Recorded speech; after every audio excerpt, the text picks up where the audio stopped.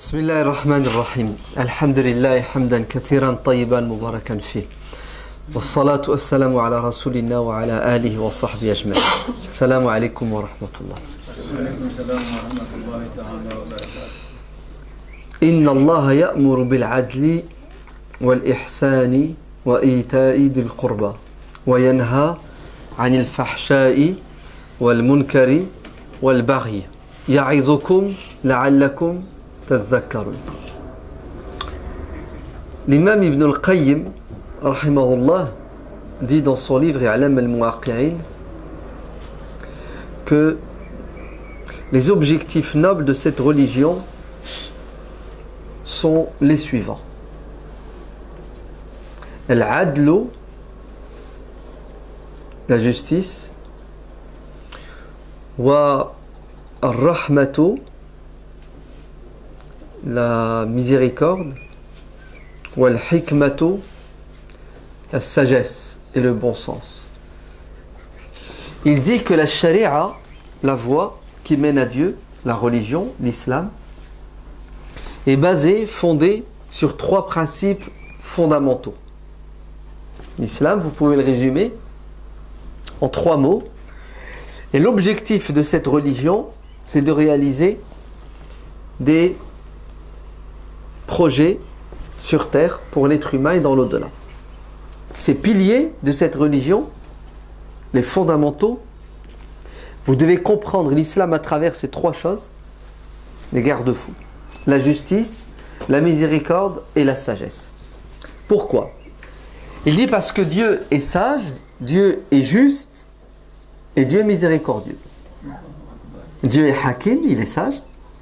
Tout ce qu'il fait a un sens. Ouais. Dieu ne nous a pas créés pour rien.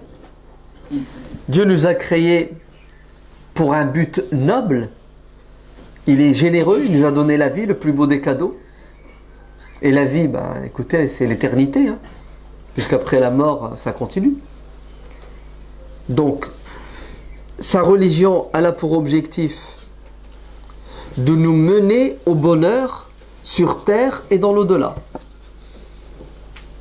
Dieu n'a que faire de nos souffrances.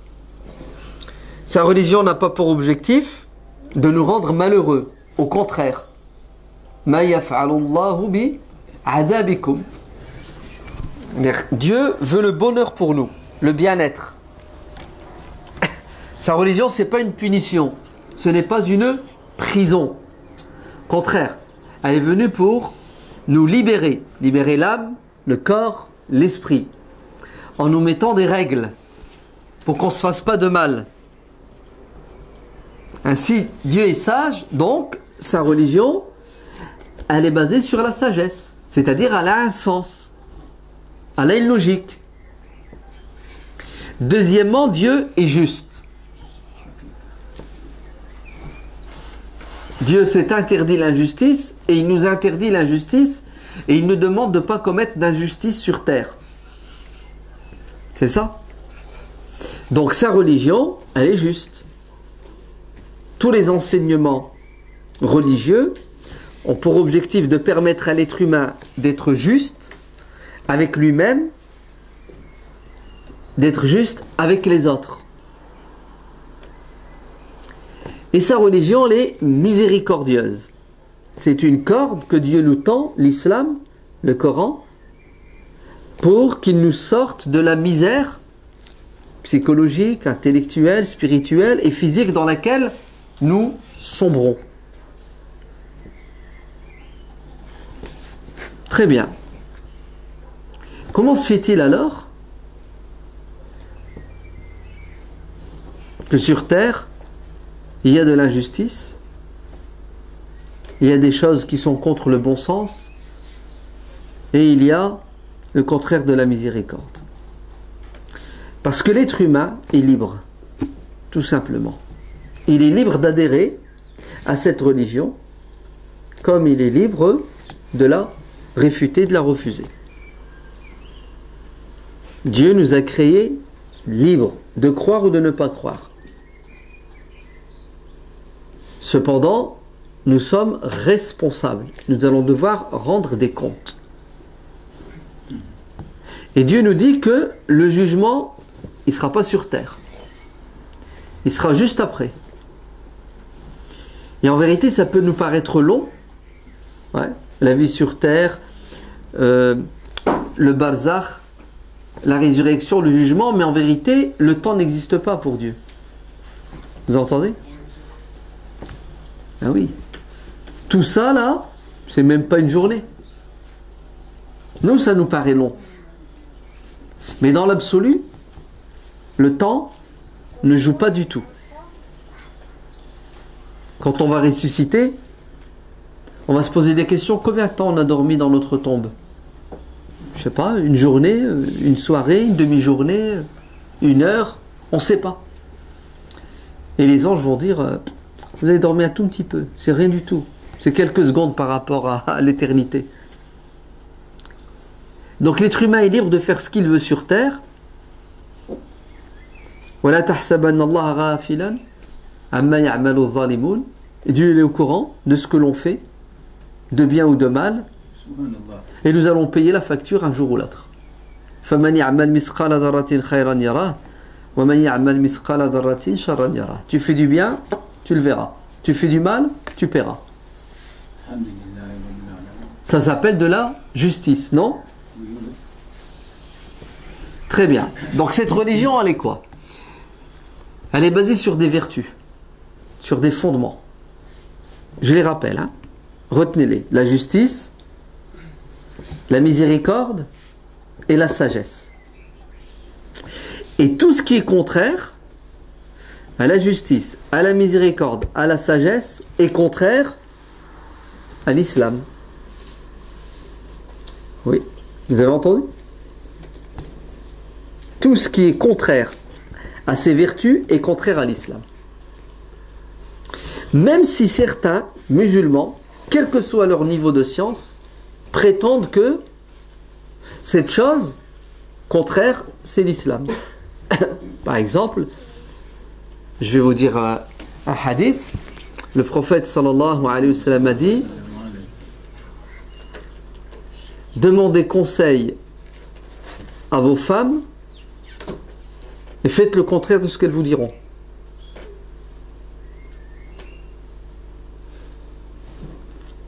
Donc ta femme, tu lui demandes conseil.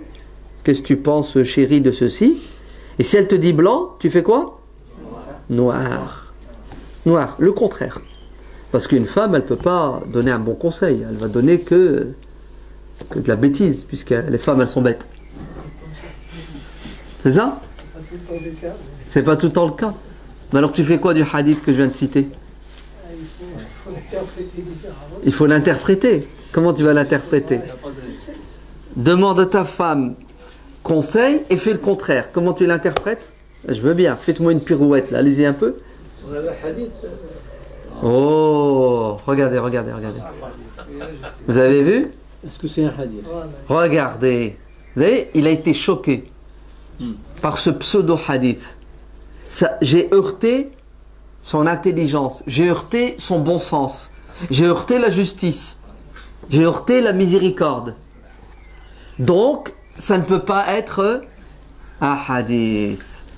Vous avez vu? Ouais. Donc, si demain vous entendez un imam qui vous dit, le prophète sallallahu alayhi wa sallam a dit, si tu es marié avec une femme et qu'elle est bien avec toi, attention, après 40 ans, même si elle est bien avec toi pendant 40 ans, un jour ou l'autre, elle va quoi? Elle va se retourner contre toi. C'est exact. Donc, le prophète sallallahu alayhi wa sallam aurait dit, ta femme, tu es marié avec elle 40 ans, tout se passe bien? Il y a anguille sous roche, mec. Un jour ou l'autre, la 41e année, qu'est-ce qu'elle va faire? Elle va retourner sa veste et elle va te t'arnaquer. Qu'est-ce que t'en penses? Comment? C'est pas logique, hein. Pourquoi? Après 40 ans, c'est pas facilement de changer comme ça. Bah ouais. Chasse le naturel, il revient au galop. Ouais. Si 40 ans elle est bien avec toi, Puis même, c'est n'importe quoi. Pourquoi? Ben, ça voudrait dire que on ne peut plus faire confiance à aucune femme. C'est-à-dire que toutes les femmes sont mauvaises.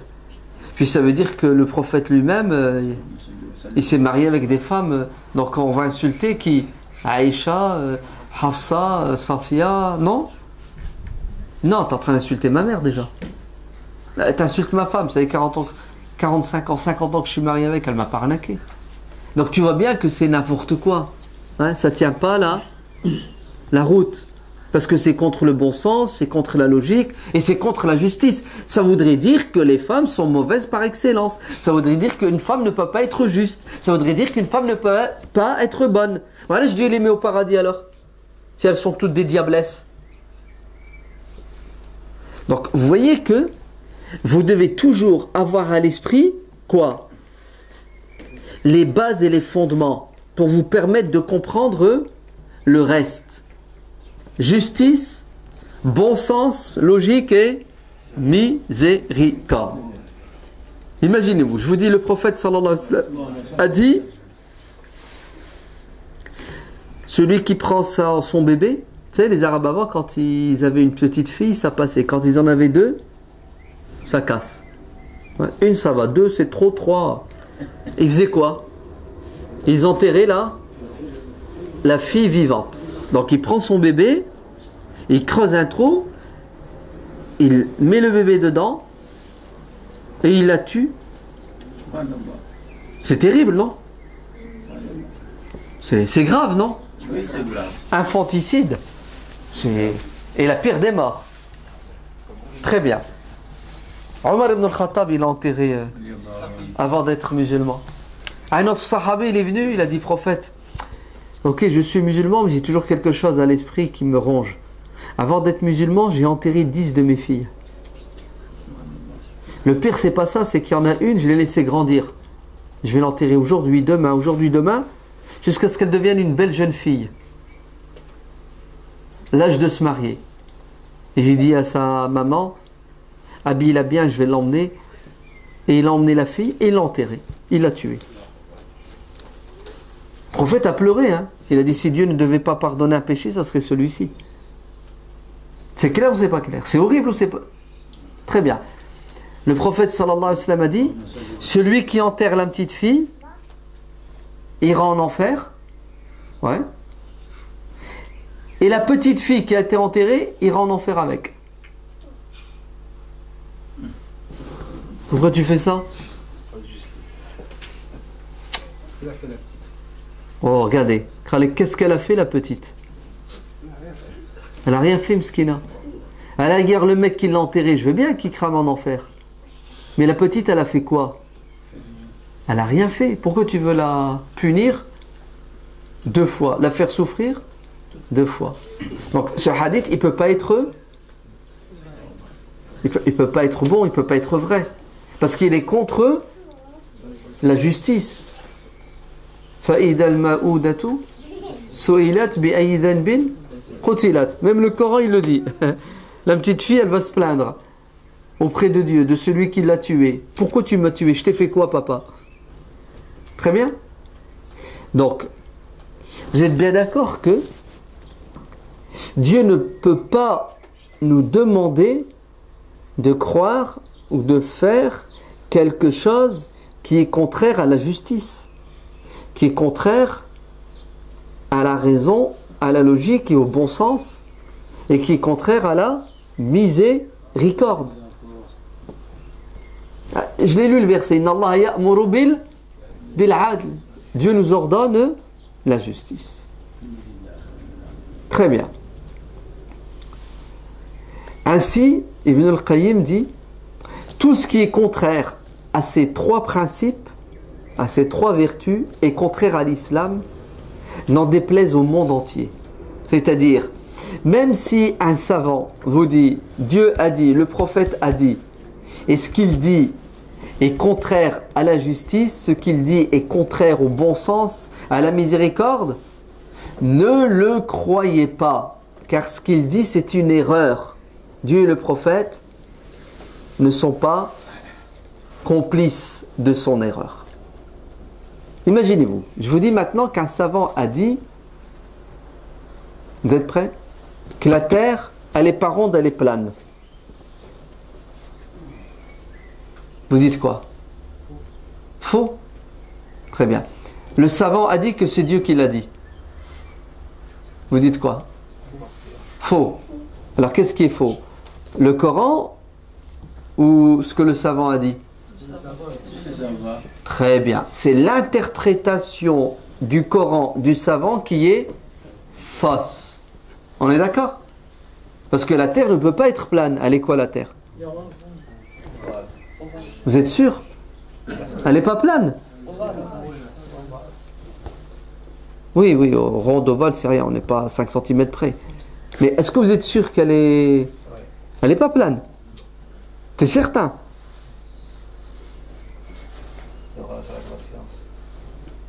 Il faut voir avec la science. Le Coran et la science. Comment? Oh. Chaud. Si elle était plane, bah, tu vas marcher, puis à un moment donné, tu vas tomber dans le vide. Tu n'as pas besoin de la science ni du Coran. Tu as besoin juste de quoi? Ah, chef, tu as vu la logique et le bon sens? Hein? Pas besoin de faire 15 ans d'études, connaître 75 hizb. Si elle était plane, tu prends ta voiture, ton vélo, tu roules, à un moment donné, c'est le... Logique ou pas logique? Ça coule de soi, non? Agib. Heureusement qu'il est logique. Hein?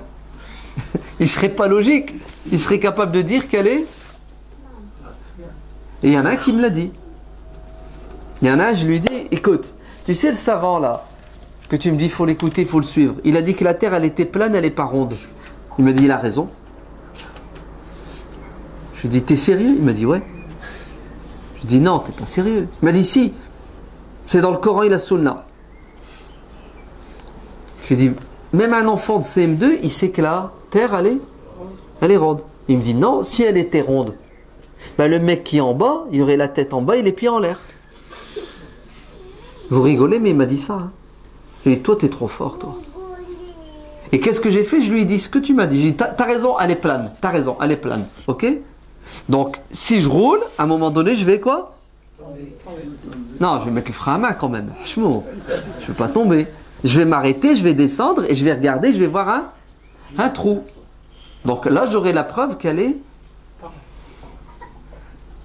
pas plane, puisque ça ne va pas m'arriver.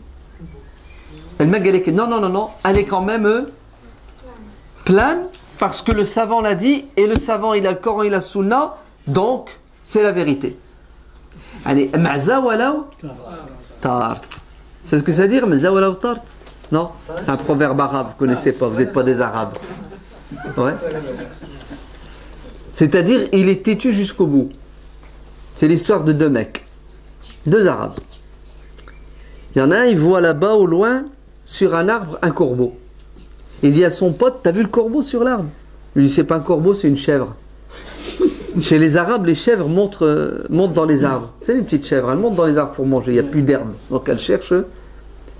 Regardez, t'es fou, c'est un corbeau. Mais non, c'est une chèvre. C'est un corbeau, c'est une chèvre. C'est dispute. Les Arabes, ils démarrent au quart de tour. Hein. Ouais, puis ils se disputent pour rien, non? T'as pas remarqué? Ouais. Et à la fin, vous savez ce qui s'est passé? Ben, le corbeau, il a pris son envol. Il a dit, alors, t'as vu, c'est un corbeau, il vole. Il lui a dit, c'est une chèvre. Il dit, ben, une chèvre, ça vole pas? Si, ça vole. C'est-à-dire, j'ai raison, même si je dis n'importe quoi. Il faut que j'ai toujours le dernier mot. C'est grave ou c'est pas grave? Non, c'est doublement grave. C'est catastrophique, exactement. Ouais. Parce que tu es contre le bon sens. Tu es contre même des vérités que les sens ne peuvent pas remettre en question et nier. Ouais. Donc ça va, vous êtes d'accord jusqu'à présent? Objection, il y a quelqu'un qui n'est pas d'accord? Non? La Terre elle est ronde? Et si je vous dis que le Soleil tourne autour de la Terre, vous allez me croire? Bon, là c'est un peu plus compliqué. C'est quoi? C'est l'inverse. C'est la Terre qui tourne autour du Soleil. Ouais, c'est la Terre qui tourne autour du... En combien de temps elle fait un tour autour du Soleil? Combien? J'ai entendu. 365 jours. Regardez ceux qui ont été à l'école. Ils n'ont pas de problème à répondre. Ouais. Et la Terre, est-ce qu'elle tourne? Elle tourne sur elle-même. En combien de temps elle fait un tour sur elle-même? 24 heures. C'est bien. C'est pour ça qu'il y a la nuit et le jour. Vous avez remarqué, hein? Ah ben moi je vais vous dire, vous êtes prêts? D'après le Coran et la Sunna, c'est le soleil qui tourne autour de la terre. Vous dites quoi? Faux? Allah a dit, le prophète a dit? Tu dis quoi? Faux. Tu lâches pas. Non, mais la preuve. C'est la preuve. Allah il a dit dans le Coran, le prophète l'a dit dans les hadiths. Je crois pas qu'il va. On a le jour au bout d'un an. C'est juste pour piéger quand même. Au bout d'un an, ça va le Taïb. Le frère Galek, si le soleil tourne autour de la terre, il faut attendre 1 an pour avoir le jour. Vous avez vu? Vous avez ceux qui ont été à l'école? Ceux qui sont diplômés? Vous avez vu? Ah ben moi, cheikh. Non, le soleil tourne autour de la terre. Mais lui, bac plus 5, bac plus 6, même pas lui là, terminal, ça il ne peut pas l'avaler, il n'accepte pas. Parce que c'est contre des vérités scientifiques et c'est contre le bon sens et la logique. Le problème il est où à votre avis? Il est dans mon interprétation du Coran et des hadiths. Pourquoi? Parce que Dieu ne peut pas dire le contraire de ce qu'il a fait. Dieu il a créé la terre ronde, il ne va pas dire qu'elle est carrée. Il sait ce qu'il fait, non? Parce que si Dieu a créé la terre carrée, ronde, et il nous dit qu'elle est carrée, n'importe qui parmi nous va dire, Ya Allah, tu t'es trompé. Et Dieu ne peut pas se tromper. Dieu est parfait. Ouais. C'est clair ou c'est pas clair? C'est clair? Ouais. Magnifique. Alhamdulillah. Ça va. Vous avez un cerveau, vous le faites marcher, c'est bien. Il ne faut surtout pas le mettre au chômage. Hein? Ouais? L'aql, votre cerveau, là, votre raison. Aujourd'hui, il y a un peu les qu'on manque de protéines. Il marche au ralenti. Surtout, n'abandonnez pas la raison. Sinon, vous savez ce qui va vous arriver? Vous allez adhérer à une secte. C'est quoi une secte? C'est un gourou qui prétend avoir la science infuse. Il sait tout. Il est capable de quoi? De faire ton bonheur. Et il te dit, tu dois croire, tu dois me suivre. Et tu dois dire amen à tout ce que je dis, à tout ce que je fais. Et ne réfléchis pas. La raison, tu la laisses où ça? Dehors avec les chaussures. Si vous faites ça, vous êtes mort. Car le premier rigolo qui va vous parler, il suffit qu'il parle bien. Même pas, il suffit qu'il soit bien habillé. Ouais. Il suffit qu'il ait une belle barbe. Il suffit qu'il dise 2 mots en arabe ou 3. Et tout de suite, vous dites quoi? Amen. Et vous suivez bêtement. Question. Oh, mais est-ce que j'ai le droit de discuter? Est-ce que j'ai le droit de remettre en question? Est-ce que j'ai le droit de critiquer? Est-ce que j'ai le droit de poser des... Vous avez intérêt de poser des questions. Si vous n'avez pas compris, si vous n'êtes pas convaincu, si vous êtes choqué, vous avez intérêt de réagir. Sinon, vous n'êtes plus des êtres humains. Car c'est quoi le propre de l'être humain? C'est qu'il est capable de raisonner, il est capable de dire je suis d'accord et je ne suis pas d'accord.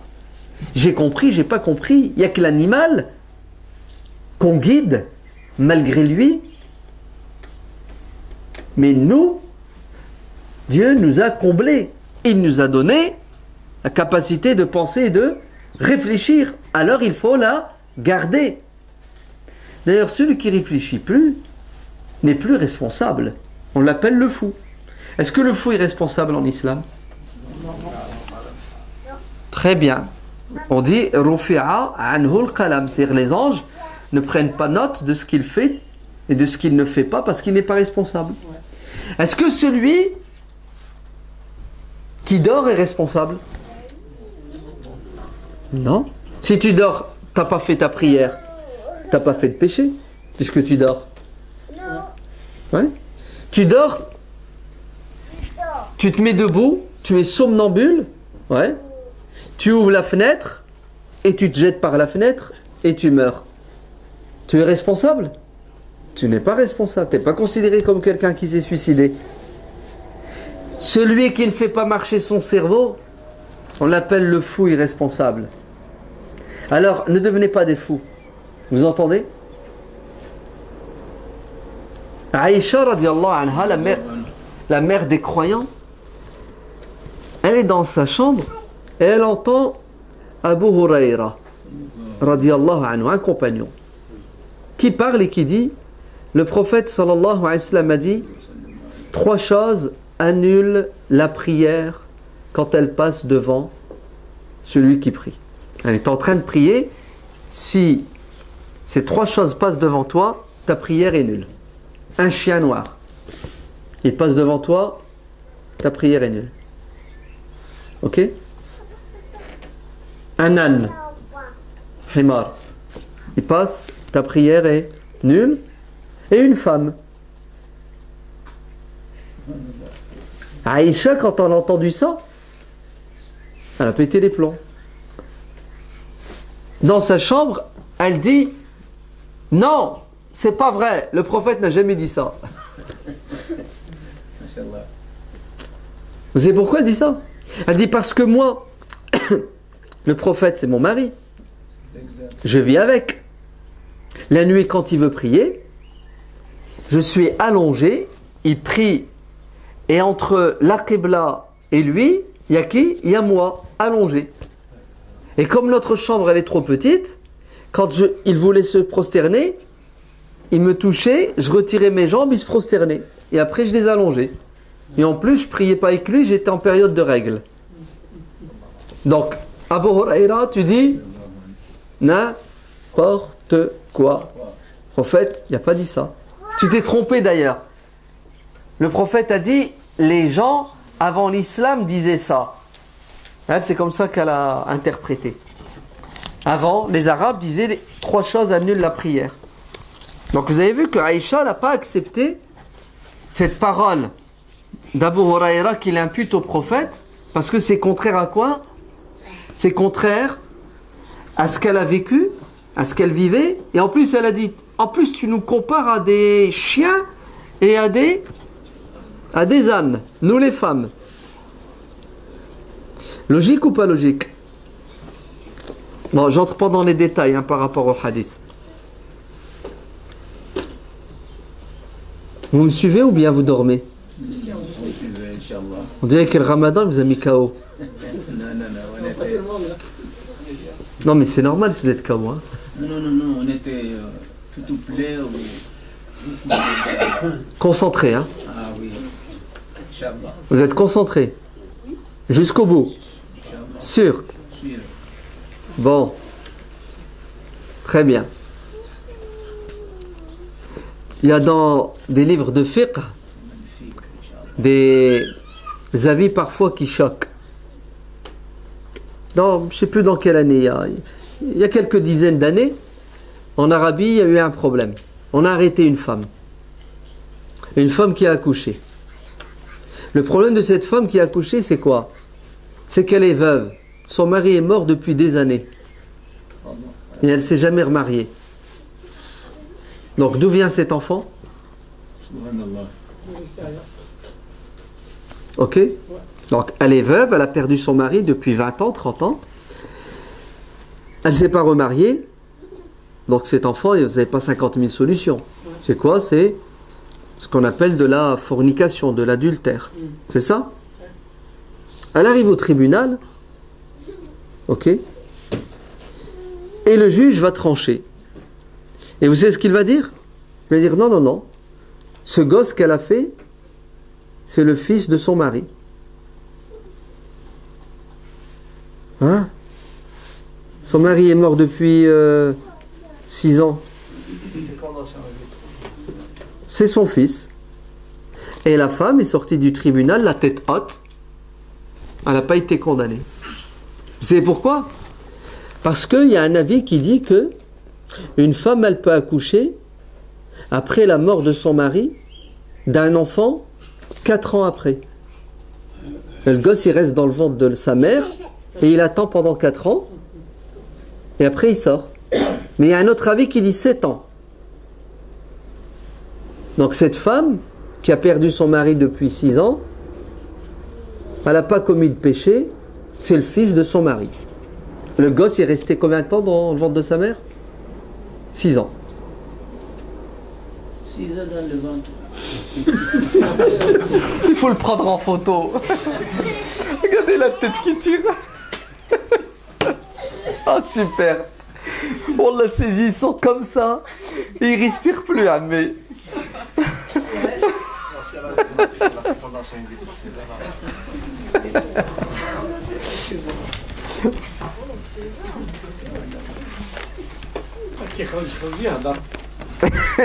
Quand il est sorti, il parlait déjà.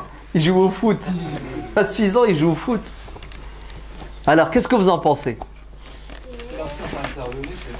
Non, ça c'est il y a 1000 ans que nos savants disent ça. Ouais, ça c'est des avis qui... Qu'est-ce que vous en pensez? C'est possible?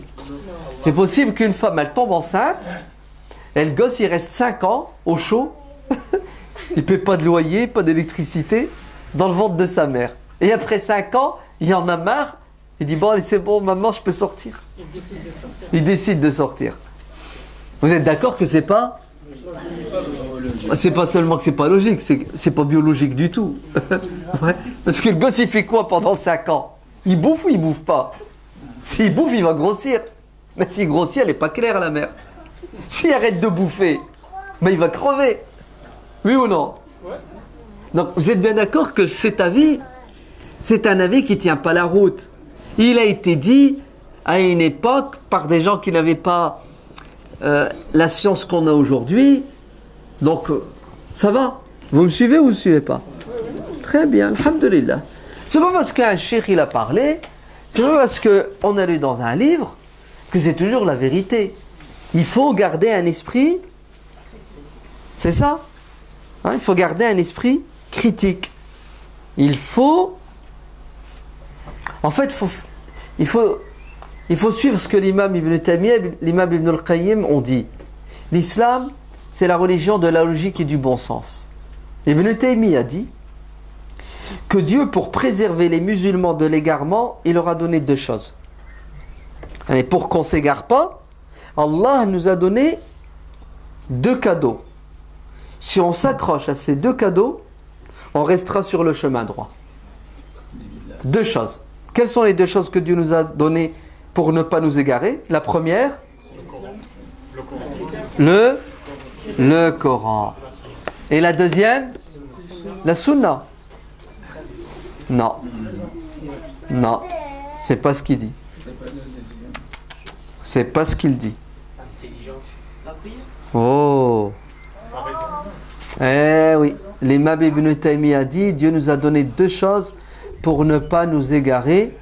La révélation, al-wahy, la révélation, et la raison, al-aql.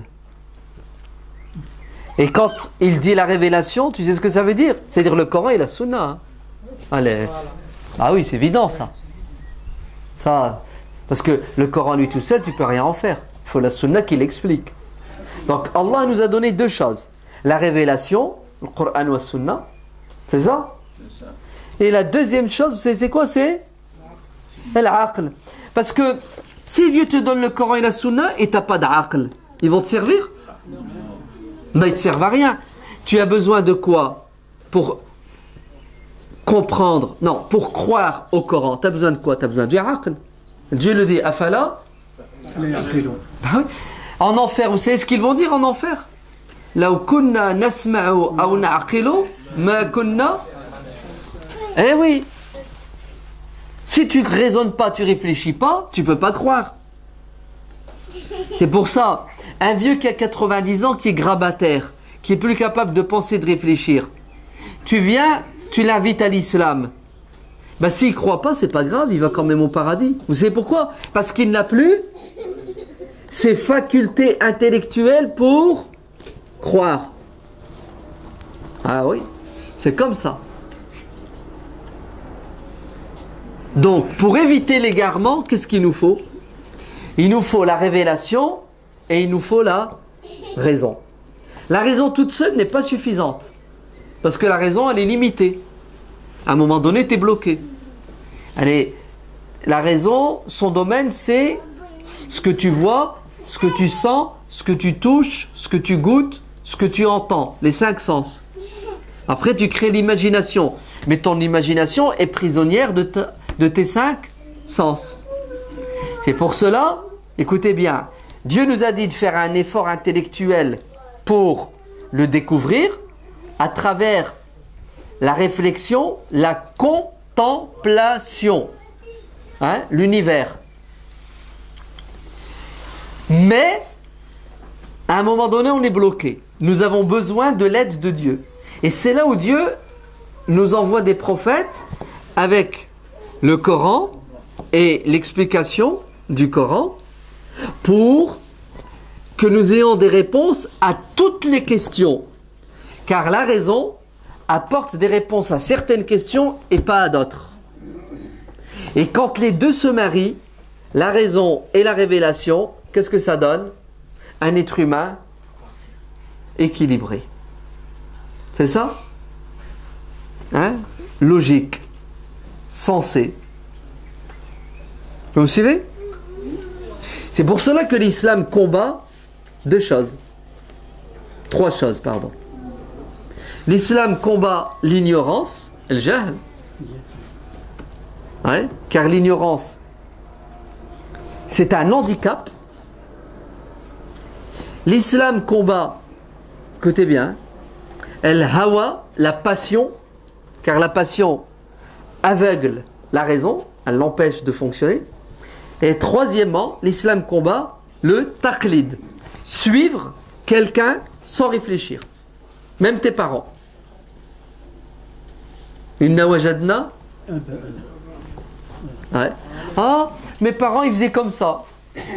Awala kana aba'uhum la ya'qilun. L'héritage, tu vois, je suis mes parents, mes ancêtres. Mais attends, et si tes ancêtres étaient bêtes, ils réfléchissaient pas, tu les suis quand même? Vous avez vu? Parce que ces 3 choses sont l'ennemi de la raison et de la révélation. Car les 3 choses handicapent la raison et la révélation. Clair ou pas clair? C'est clair? C'est bien. Si jamais c'est pas clair, vous le dites, si vous avez des remarques. Parce qu'après, ça va être waouh. Tout ça, c'est une introduction. Maintenant, on va quoi? On va se baser sur ça pour dire autre chose. Est-ce que c'est possible que la révélation qui vient de Dieu soit en conflit avec la raison que Dieu a créée? Sant. L'imam Ibn Taymiyyah, il a écrit un livre qui est comme ça. C'est quoi le titre et la thématique du livre? Zar'u ta'arudi al-aql wa al-naql. C'est ce que ça veut dire. Pas de contradiction entre la révélation et la raison. Parce qu'Allah qui nous a créé avec l'aql, il nous a envoyé un livre qui n'est pas venu remettre en question l'aql. Mais l'aql, la raison et la révélation travaillent ensemble pour atteindre un objectif qui est l'adoration. Vous allez dire, attends, stop, temps mort. Ali ibn Abi Talib radiyallahu anhu a dit, il a dit quoi? Il a dit, si la religion c'était une question de raison, alors quand on fait les ablutions, on s'essuierait le dessus des chaussettes et non pas le dessous. Quand vous faites l'odo sans enlever vos chaussettes, vous essuyez où?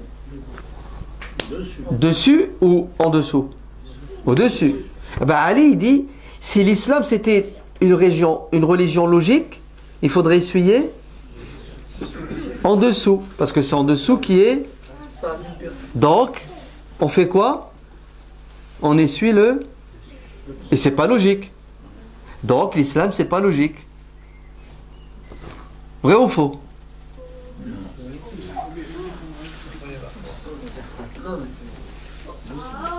Qu'est-ce qui est logique?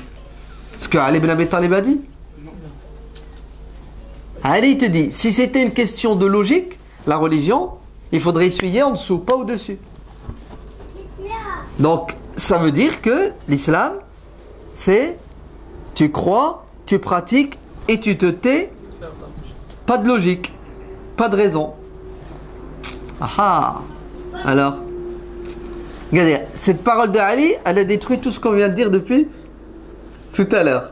Oui ou non? C'est pas possible. C'est pas possible. C'est pas possible, attendez. Allah dans le Coran, des dizaines de fois, il nous dit, n'allez-vous pas raisonner? Afala ta'aqilun? N'allez-vous pas réfléchir? L'islam, c'est pas une religion pour des ânes, pour des êtres humains doués d'intelligence, qui doivent comparer, qui doivent discerner ce qui est vrai de ce qui est faux, ce qui est bon de ce qui est mauvais.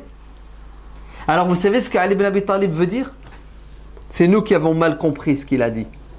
Vous savez ce que Ali ibn Abi Talib veut dire? Il veut dire, il y a un domaine de la religion où la raison n'a plus le droit de mettre son nez. Vous savez c'est quoi ce domaine? C'est la ibadat. Les adorations rituelles. La charia, il y a 4 volets. Écoutez bien. Il y a ce qu'on appelle al-aqaïd, les croyances.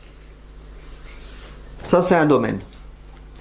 Deuxièmement, il y a ce qu'on appelle al-ibadat, l'adoration rituelle, comme la prière. Ouais. Troisièmement, il y a ce qu'on appelle al-akhlaq, les vertus, la morale. Et quatrièmement, il y a ce qu'on appelle al-mu'amalat, les lois pour gérer les relations sur terre. Ben écoutez bien, l'aql, il faut le faire marcher dans tous les domaines. Mais il y a un domaine qui est très restreint, qui s'appelle ibadat. Tu dis amen et tu te tais. Allah il nous a dit 5 prières. Tu vas discuter? Ah, pourquoi 5? Pourquoi pas 6? Pourquoi pas 35? 4 rak'at, 3, 2. Elle est où la logique? Voix haute, voix basse. Pourquoi ruku'? Pourquoi sujoud? Tais-toi. Dieu te demande de faire quelque chose qui a pour objectif de purifier ton âme. Et c'est lui qui sait comment la purifier. Alors il t'a dit de faire ça. Alors tu obéis parce que ce n'est plus du domaine de la raison. C'est du domaine de ruh. Vous avez compris? La preuve, c'est que Ali ibn Abi Talib, il dit quoi? Il dit qu'il faut essuyer au-dessus et pas... Ouais, mais les autres compagnons disent le contraire. Hein. Ah oui. Oui, qui c'est qui a dit? J'ai entendu une Malikiya. Qui c'est qui dit ça? Anta?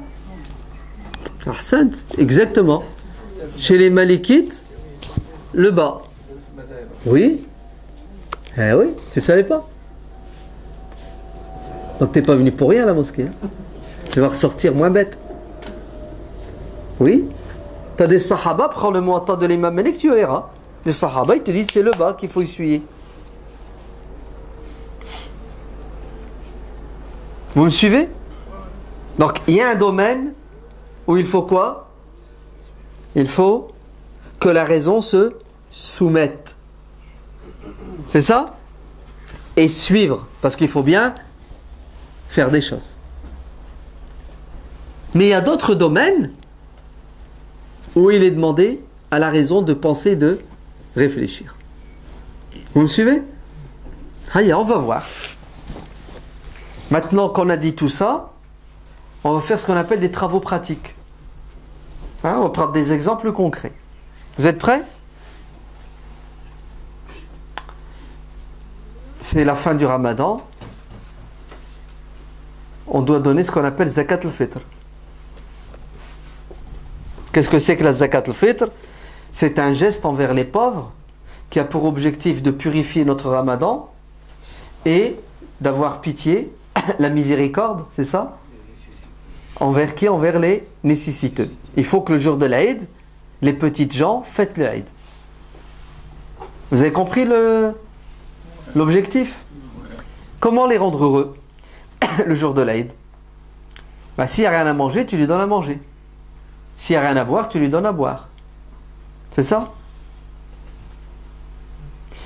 Si il a à boire, il a à manger, il n'a pas de vêtements, tu lui donnes des vêtements.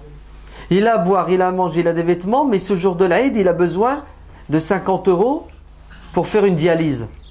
Ouais? Pour son sang.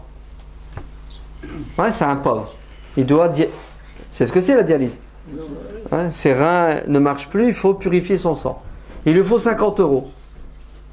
Donc le jour de l'Aïd, le pauvre là, il a besoin de quoi? Il a besoin de la bouffe, des vêtements ou de la dialyse? De la dialyse. Donc si tu veux lui faire plaisir, tu lui donnes quoi? Tu lui donnes l'argent pour faire la dialyse. Tu vas pas lui donner du blé quand même, non? Du moins des dattes.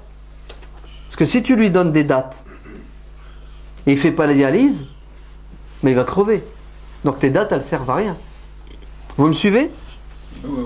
C'est clair ou c'est pas clair? C'est clair. Alors expliquez-moi pourquoi alors vous avez des sites, on reçoit des textos qui nous disent la zakat al-fitr c'est 1,5 kg de blé, 1,2 kg de farine, je dis n'importe quoi. Je l'avais le texto, je l'ai effacé tout à l'heure. 2 kg de dattes, 1 kg 853 grammes,25 de raisin sec, zabib. Ouais. Et du riz. Du riz, des pâtes, le moyen. Couscous. Et les mecs, ils te disent, t'as pas le droit de donner la zakat en argent. Vous savez pourquoi? Parce que le prophète, sallallahu alayhi wa sallam, a dit, donnez aux pauvres la zakat du Ramadan, donnez-leur du blé, donnez-leur de l'orge, donnez-leur du lait caillé. Comme le prophète, il a cité des aliments, et il a parlé de nourriture, donc, tu n'as pas le droit de lui donner de l'argent. C'est ça? Non, la raison, Khalek, il n'y a pas de raison. Il faut suivre à la lettre ce qu'il a dit. Même si le mec, tu vas lui donner 100 kilos de pâtes et il va crever dans 5 minutes puisqu'il n'a pas fait sa dialyse, c'est rien. Tu lui donnes quand même 100 kilos de pâtes. Ça fera un héritage. Ouais. Vous vous rendez compte? Vous trouvez ça logique? Non. Attendez, je vais vous dire mieux que ça. Imaginez-vous maintenant, votre imam, avec le Malik, il vous fait une khutbah et vous savez ce qu'il vous dit? La zakat al-fitr, vous êtes obligé de la donner en nourriture. Vous ramenez des pâtes, vous ramenez du riz, vous ramenez du blé, vous ramenez des yaourts. Donc vous allez tous ramener ça. Et demain, on va se retrouver à l'entrée de la mosquée avec une montagne. Une montagne, 2,5 tonnes de bouffe. Naam. Est-ce que vous avez vu comment vous avez réagi? Vous avez tous rigolé. Pourquoi vous avez rigolé? Parce que vous dites, mais c'est la catastrophe. On va faire quoi avec 2,5 tonnes? Déjà, il faut chercher les pauvres. Des pauvres, c'est pas évident de trouver en France. Vive la Sécu, vive la CAF, vive le Secours Populaire, vive Coluche, c'est ça? Resto du Cœur, vive le CCAS, c'est ça? Il y a une solidarité en France quand même, non? Ouais.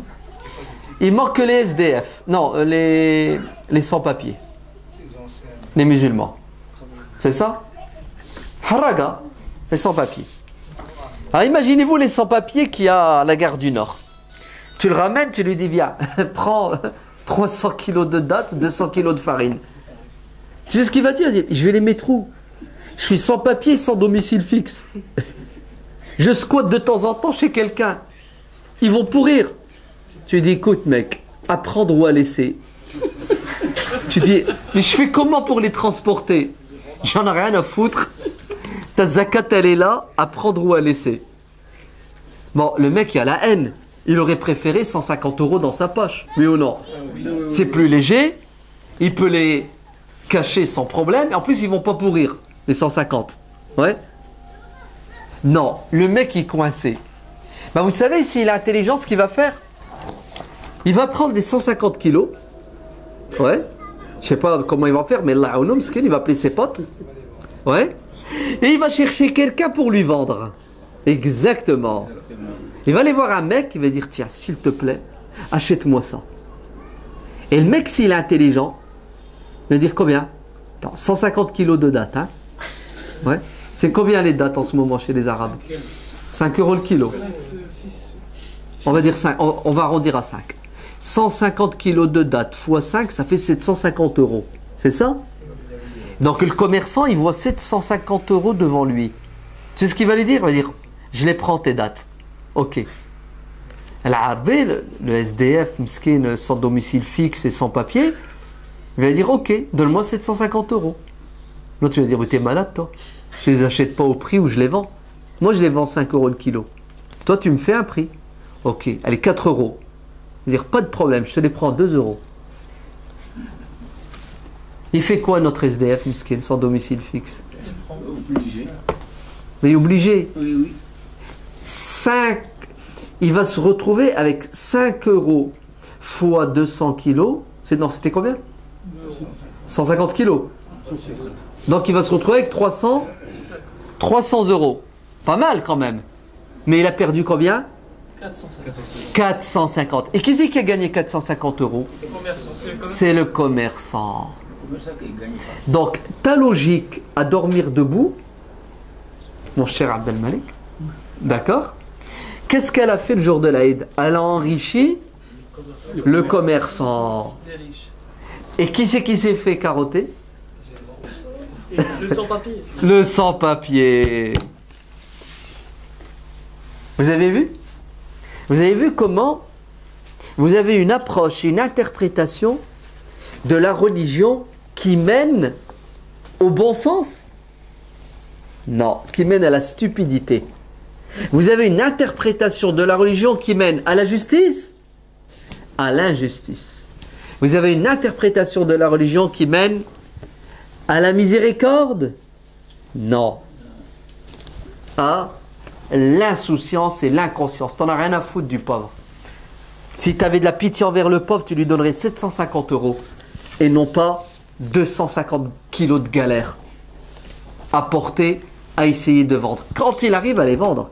Et s'il n'arrive pas à les vendre, il fait quoi avec? Ben, il les laisse aux rats. Les rats, ils vont les bouffer, t'inquiète. Il y a assez de rats à Paris. Vous savez ce que je viens de vous dire là? C'est une fiction. Non, c'est pas une fiction. C'est la réalité, ça existe. Je vais vous raconter 2 histoires qui existent. Une fois à la mosquée de Rony, le mec il s'arrêtait avec un camion à 22 mètres cubes. Il a ouvert les portes, il a dit venez, voilà la zakat du Ramadan. Et ils ont vidé le camion. C'est-à-dire ces gens-là, ils ont fait une collecte, ils ont ramassé la zakat chez les littéralistes, ouais, qui disent qu'il faut la donner en nature. Et le camion rempli de pâtes, de tout ce que vous voulez. Et ils ont ramené ça à la mosquée. Qu'est-ce qu'ont fait les frères de la mosquée? Ils ont pris la bouffe. Il y avait une pièce derrière, le mihrab, et ils ont stocké ça dedans. Et ils attendent les pauvres. Le frère, il m'a dit, c'est resté des mois. La bouffe, elle est restée des mois. Et vous savez ce que c'est que stocker de la nourriture dans un endroit qui n'est pas approprié? Ça attire? Non, pas les moustiques. Ça attire les souris. Et après les souris, ils contactent leurs grands frères, les rats. Hala, c'est devenu Hala. À la fin, c'est ce qu'ils ont fait, les responsables. Ils ont dit aux gens, après la prière, Allah barak fikoum, vous passez à côté, vous prenez ce qui reste de comestibles et tout le reste, ils l'ont mis à la poubelle. C'est arrivé ici en France. Deuxième exemple réel, en Égypte, au Caire. 20 millions d'habitants, 15 millions d'habitants. Nos musulmans illogiques, contre la raison et le bon sens, c'est ce qu'ils font, ils achètent. Ils achètent la bouffe. Et ils la donnent aux pauvres. Alors le pauvre, il se retrouve le matin de l'Aïd avec 200 kilos de farine. Vous savez ce qu'il fait? Il va voir le commerçant d'à côté. Il lui dit, j'ai 200 kilos de farine. Il lui dit, pas de problème. Le commerçant qui l'a vendu à 1 euro le kilo, la rachète aux pauvres 20 centimes du kilo. Business is business. Qu'est-ce que vous en pensez? Stupide ou pas stupide? C'est grave ou c'est pas grave? C'est grave. C'est pas une trahison de la religion, ça? Vous trahissez, écoutez bien, les objectifs de la religion en vous attachant à une interprétation superficielle de la religion, sous prétexte que le prophète il a fait comme ça, on doit faire comme ça. C'est faux. Ce n'est pas parce que le prophète a fait une chose qu'on doit la faire. Ça dépend de ce qu'il a fait. Est-ce qu'il l'a fait en tant que messager qui reçoit la révélation et qui doit transmettre la religion? Ou est-ce qu'il l'a fait en tant que chef d'État? Est-ce qu'il l'a fait en tant que chef militaire? Est-ce qu'il l'a fait en tant que juge? Est-ce qu'il l'a fait en tant qu'être humain avec ses goûts et ses couleurs et ses envies? Pourquoi vous mélangez tout? Regardez. Un jour, le prophète sallallahu alayhi wa sallam, il voit des compagnons en haut d'un arbre qui s'appelle le palmier dattier. Il a dit, qu'est-ce que vous faites? Il dit, prophète, on est en train de polliniser le dattier. C'est-à-dire les arbres, les plantes, il y a des mâles et des femelles. Il faut qu'ils s'accouplent pour pouvoir donner des fruits. Donc ils prennent le pollen, le spermatozoïde du palmier mâle pour le mettre du côté de la femelle. Vous savez ce que le prophète sallallahu alayhi wa sallam leur a dit? Quand il les a vus faire ça, il a dit, mais ça ne sert à rien ce que vous faites. Ce que vous êtes en train de faire ne sert à rien. Vous savez pourquoi le prophète a dit ça? Parce que le prophète, il vient de la Mecque. À la Mecque, il n'y a pas de production de dattes. Il ne connaît pas la culture. Ce n'est pas un agriculteur, le prophète. Alors quand il les a vus faire ça, d'après sa logique, d'après ce qu'il sait, d'après ses connaissances, il leur a dit, ça ne sert à rien. Les autres ont pris à la lettre ce que le prophète a dit. Vous avez entendu? Ils l'ont pris au mot, à la lettre. Ils ont cru que quand le prophète a parlé, et il a parlé de religion, il a parlé au nom de Dieu. C'est-à-dire, c'est haram ce que vous faites. Le prophète, il continue sa route. Les autres descendent de l'arbre et rentrent chez eux, ils se la coulent tranquille. 9 mois plus tard, il faut aller cueillir les dattes. Les dattes, nul. Récolte, nul. Ils s'en vont voir le prophète. C'est ce qu'ils lui disent. Prophète, regarde les dattes. C'est une catastrophe. Il dit, mais alors, je suis pour rien. Pourquoi vous venez me prendre la tête? Ben si, c'est de ta faute. Quand on bossait pour avoir des bonnes dates, tu nous as dit, ça sert à rien, on a arrêté. Voilà le résultat. Alors, qu'est-ce que vous en pensez? Vous savez qu'est-ce que le prophète sallallahu alayhi wa sallam leur a dit? Il leur a dit, écoutez-moi bien, écoutez ce que le prophète a dit. Il leur a dit, vous n'avez rien compris. Quand je vous ai parlé, je ne vous ai pas parlé en tant que prophète qui vous dit haram, halal. Je vous ai parlé en tant qu'être humain. C'était un avis personnel. Vous n'étiez pas tenu de le suivre. Quand il s'agit des choses de ce bas monde, vous êtes plus expert que moi.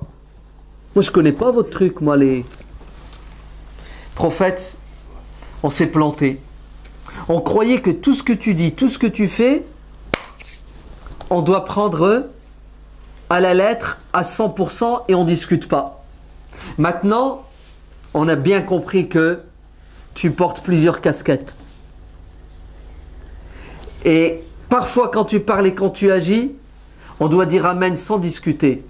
Et parfois quand tu parles, quand tu agis, ça se discute. Alors, qu'est-ce que vous en pensez? Pas mal? Intelligent ou pas intelligent? Vous allez mieux comprendre avec un autre exemple. Le prophète sallallahu alayhi wa sallam vient avec son armée et il dit à ses hommes, stop, on va planter nos tentes ici, le campement. Badr.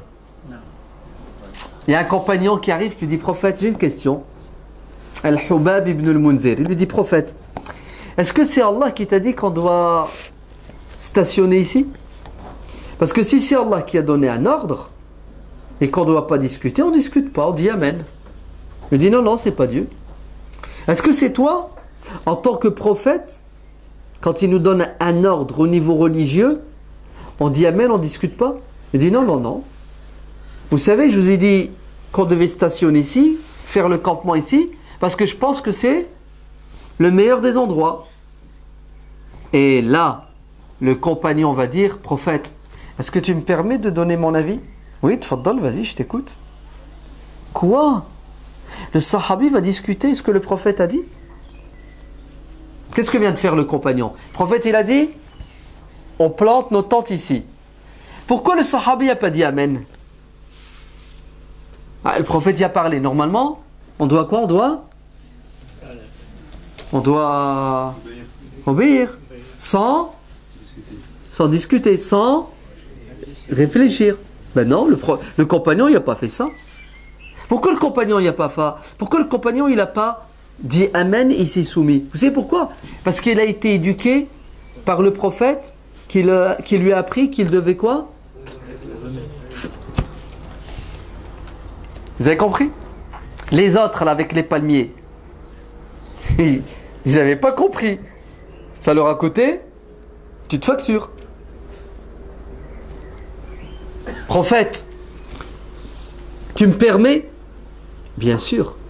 Je suis qui? Bien sûr, tu peux discuter ce que je dis, ce que je pense. Vous entendez? Regardez, le compagnon se permet, ose discuter ce que le prophète dit, ce que le prophète fait. Et là, le compagnon dit, prophète, c'est pas le meilleur des endroits. Moi, je te fais une autre proposition. Il vaut mieux que nous ayons les puits derrière nous. Comme ça, quand l'ennemi arrivera, il n'aura pas accès à l'eau. Et nous, on aura accès à l'eau. On sera en position de force. Qu'est-ce que le prophète lui a dit? Le prophète lui a dit, maudit sois-tu, espèce d'égaré. Tu remets en question ma sunna, mes ordres et mes paroles. Celui qui désobéit au prophète, désobéit à Dieu. Tu dois obéir à Dieu, tu dois obéir au prophète. Vous savez qu'est-ce qu'a dit le prophète? Il a dit bravo. Nickel. T'as raison. Allez hop, on bouge le camp. Pas mal, non? Intelligent ou pas intelligent? Intelligent, hein? C'est trop beau, c'est trop fort. Le prophète sallallahu alayhi wa sallam, il est à la Mecque. Vous savez ce qu'il dit à ses compagnons? Il dit, écoutez-moi bien. La Mecque est un territoire sacré. De tel endroit à tel endroit. Vous voyez, il va mettre les limites. C'est ce que c'est le haram al-Makki. Hein? Il y a une surface, quelques kilomètres carrés. Quand tu rentres dedans, tu n'es plus libre de faire ce que tu veux. Protection. Ça s'appelle al-Haram al-Makki, la terre sainte. Le prophète dit, dans ce périmètre, vous n'aurez pas le droit de tuer des animaux. C'est la chasse. Ouais. Vous n'avez pas le droit de même ramasser un objet perdu. Et il dit, et vous n'avez pas le droit de couper les arbres. Couper les arbres. C'est clair? Il y a un compagnon qui lève la main. Prophète, question, remarque. Quoi? Les compagnons, ils osent lever la main et discuter ce que le prophète dit? Ajib. C'est impressionnant ça. Au moins le prophète, quand il parle, on doit dire quoi? On doit dire Amen. Le compagnon lève la main, Abbas ibn Abdul Muttalib. C'est ce qu'il dit au prophète? Il dit, prophète, s'il te plaît, je veux bien tout ce que tu as dit, mais laisse-nous couper les branches et utiliser les feuilles et le bois d'un arbre qui s'appelle el-idkhir. Parce qu'on en a besoin. Les forgerons en ont besoin, ouais, pour le feu, pour le fer. Et les feuilles, nos femmes en ont besoin pour faire des produits de beauté. Vous savez ce que va dire le prophète? Il va dire, ok, d'accord, pas de problème. J'accepte. Vous avez vu? À l'origine, le prophète, sallallahu alayhi wa sallam, il interdit tout. Le compagnon lève la main. Il demande quoi? Une dérogation par rapport à un besoin. Et qu'est-ce que fait le prophète? Parce que l'islam est venu pour mettre les gens dans quoi? Dans la galère? La misère? Non. Pas du tout. C'est faux. C'est pour cela. L'exemple le plus frappant, c'est le suivant. Après la mort du prophète sallallahu alayhi wa sallam, parmi les grands problèmes qui voient le jour, vous savez c'est quoi? C'est la mort de ceux qui connaissent le Coran par cœur lors des batailles d'apostasie. Et Omar va venir voir Abu Bakr. Il va lui dire, ya Abu Bakr, il faut réagir. Le calife. Le Coran, ouais, va disparaître. Le Coran n'existait pas sous forme d'un livre. Les gens l'avaient dans la tête, dans le cœur, comme on dit. Et puis, certains avaient des passages chez eux. C'est des fragments. Mais il n'y avait pas un livre complet comme ça. On dit un mushaf. Alors, Omar dit à Abu Bakr, si ceux qui connaissent le Coran par cœur meurent tous au champ de bataille, le Coran disparaît avec leur mort. Donc moi je te fais une proposition pour que le Coran ne disparaisse pas. On fait un livre. Un livre. Qu'est-ce que lui dit Abu Bakr? Il lui dit non. Je ne suis pas d'accord. Pourquoi? Parce que le prophète ne l'a pas fait.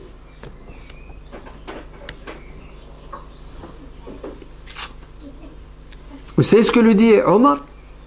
Il lui dit, il n'y a pas de mal. C'est parce que le prophète ne l'a pas fait qu'on peut.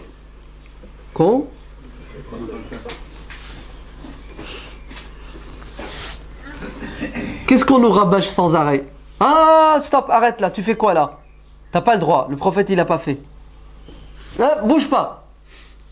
Arrête de parler. Le prophète il a pas fait ça. Ah oui. Il y a rigolo, c'est ce qu'il a dit. Il a dit, avant le Jumu'ah, il y a des imams qui parlent un quart d'heure, une demi-heure avant le Jumu'ah. Après, haram, bid'a. Le prophète, il n'a jamais fait ça. Espèce de rigolo. Je prends la parole avant le Jumu'ah, en français parce qu'il y en a qui ne comprennent pas l'arabe, en dialecte arabe parce qu'il y en a qui ne comprennent pas l'arabe littéral. Ah non, t'as pas le droit, le prophète, il montait sur le minbar, il faisait son discours. Donc, ta leçon avant la khutbah, c'est une... Le prophète l'a pas fait. Vous vous rendez compte? C'est terrible, non? Qu'est-ce que dit Omar à Abu Bakr? Il lui dit, le fait de faire un Coran, c'est un bien, c'est positif, il n'y a rien de négatif. Au contraire, Omar va apporter ses arguments, Abu Bakr va apporter ses arguments, et qui c'est qui va gagner? Qui c'est qui va l'emporter? Barakallahu fik, jazakallahu khairan, merci Omar. Merci Omar. Sinon, le Coran aurait quoi?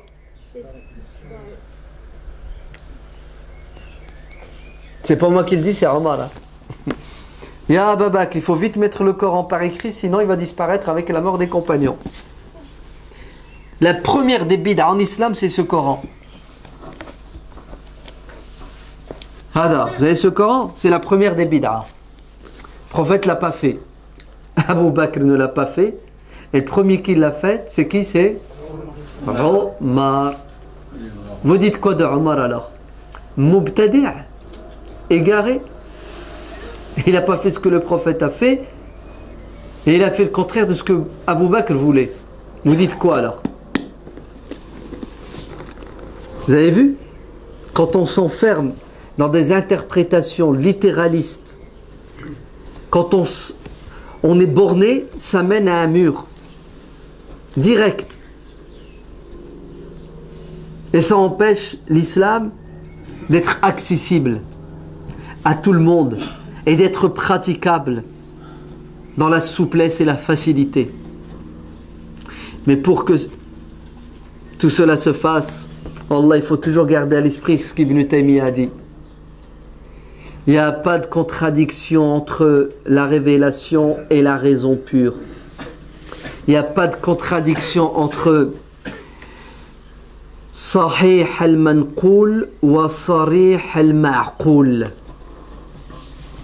Quand un texte nous vient de Dieu de manière sûre et certaine, il ne peut pas être en contradiction avec le bon sens. سبحان ربك رب العزة عما يصفون وسلام على المرسلين والحمد لله رب العالمين.